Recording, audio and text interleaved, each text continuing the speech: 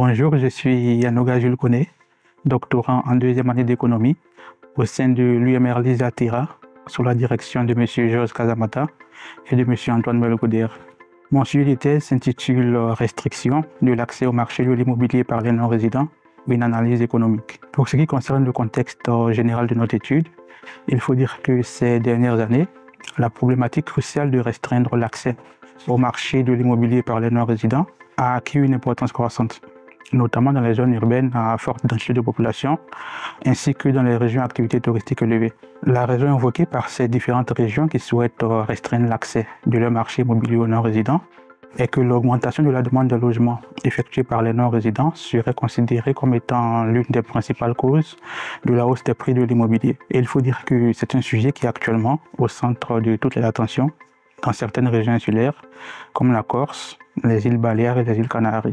En Corse, par exemple, l'une des restrictions envisagées consisterait à imposer à toute personne souhaitant devenir propriétaire sur l'île de Beauté de justifier d'un statut de résidence permanente d'au moins 5 ans. Les îles Baléares envisagent d'interdire purement et simplement l'acquisition de logements par des étrangers non résidents, tandis que les îles Canaries envisagent aussi de mettre en place des mesures de restriction, de sorte à pouvoir limiter l'accès de leur marché immobilier aux non-résidents.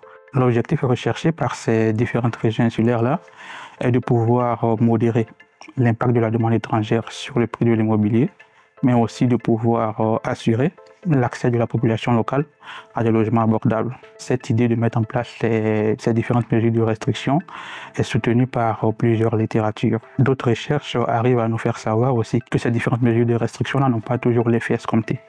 D'où la question des recherches suivantes. Quel est l'impact des mesures de restriction de l'accès au marché de l'immobilier par les non-résidents sur l'économie locale et plus particulièrement sur l'économie de la Corse? Nous avons donc décidé de mener cette étude-là sur la Corse, et ce pour plusieurs raisons. D'abord parce que la Corse présente une activité touristique très importante. Ensuite parce que le prix du foncier ici en Corse est très élevé.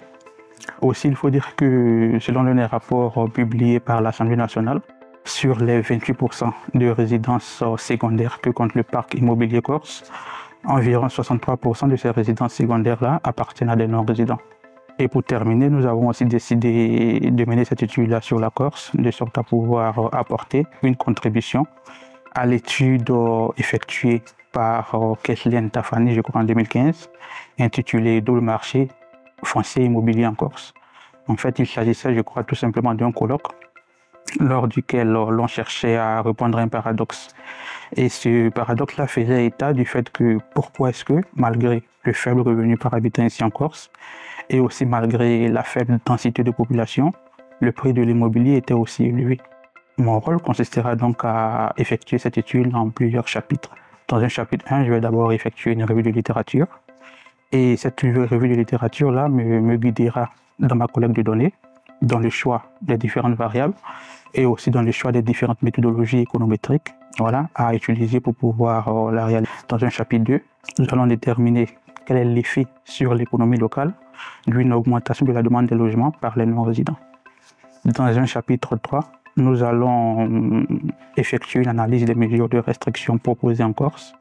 Dans un chapitre 4, nous allons aussi effectuer une étude des conséquences économiques des mesures de restriction proposées en Corse. Pour terminer, dans un chapitre 5, nous allons développer un modèle théorique. Il faut dire que présentement, je travaille sur le chapitre 4 et en dehors de ces différents chapitres-là, je travaille aussi en collaboration avec mon directeur de recherche et aussi certains chercheurs de l'élaboration sur la question de l'impact des mesures de restriction des locations meublées de tourisme dans certaines régions de la France.